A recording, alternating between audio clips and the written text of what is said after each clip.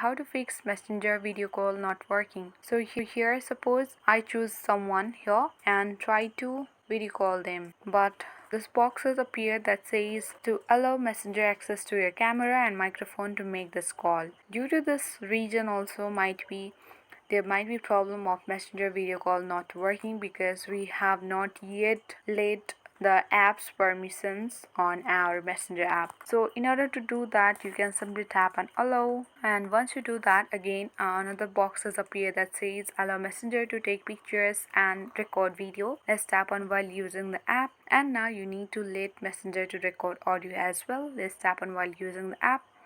So as you can see that my Messenger video call not working problem has been fixed by allowing the app's permission. So if this way did not work for you, then you can go to the settings, and now you need to tap on apps, and now tap on app management and search your Messenger and go to the Messenger. So this will take you to the app info page of Messenger, where you have to tap on permission option and make sure to allow the camera, context, microphone notification, and other permission as well to be allowed. You can simply tap on particular application and tap on allow. Similarly, you can do this for every application of your choice here. Priority must be given here to allow camera, microphone, and the phone permission.